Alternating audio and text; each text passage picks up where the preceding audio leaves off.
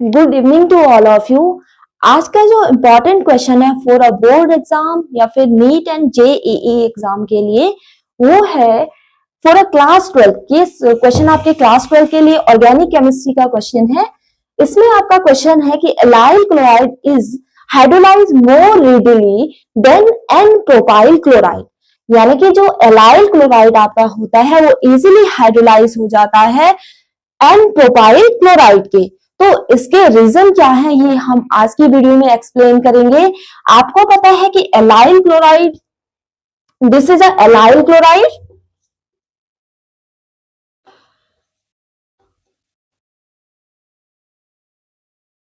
ये चीजें आप पढ़ चुके हो अल्कोहल में कि कौन सा आपका एलाइलिक कार्बन होता है, कौन सा आपका विनाइलिक कार्बन होता है। फंक्शनल ग्रुप के जस्ट बगल वाले कार्बन के बगल वाला कार्बन अगर डबल बॉन्डेड होता है तो उसको आप एलाइलिक कार्बन कहते हो और ये आपका एलाइल क्लोराइड है।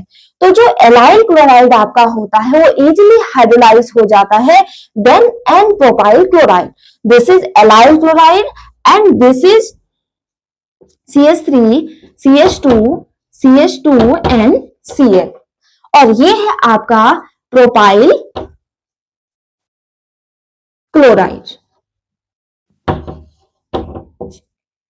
देखिए होता क्या है, जब हम इसका रेजोनेटिंग स्ट्रक्चर बनाएंगे तो आपका जो क्लोरीन है, आपको पता है chlorine is a electronegative element, ये आपका एक्स हेलोजन कार्बन है और ये क्या करेगा, अपने ये इलेक्ट्रॉन लेकर के रिमूव हो जाएगा।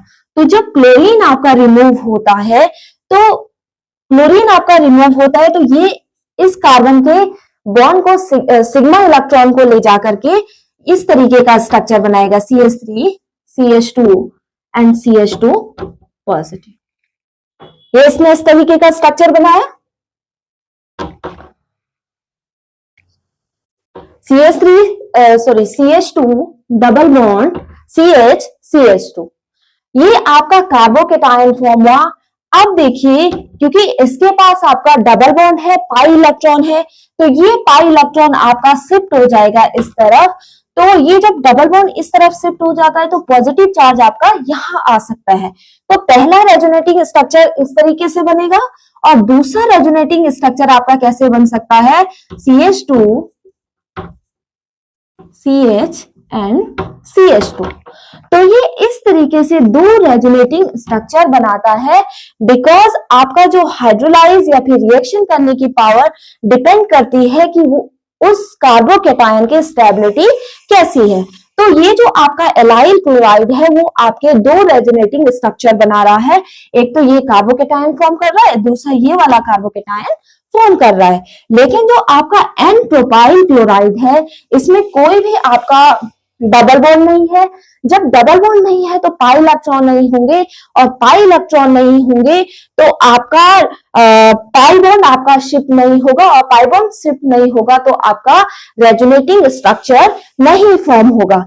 तो जो आपका एन प्रोपाइल क्लोराइड है वो कोई भी रेजोनेटिंग स्ट्रक्चर को फॉर्म नहीं करता है, इसलिए आपका जो एन प्रोपाइल क्लोराइड है वो हाइड्रोलाइज नहीं हो पाता है या फिर बहुत डिफिकल्टी हाइड्रोलाइज करने में उसकी आती है। तो ये जो आपका है ये स्लोली हाइड्रोलाइज होता है।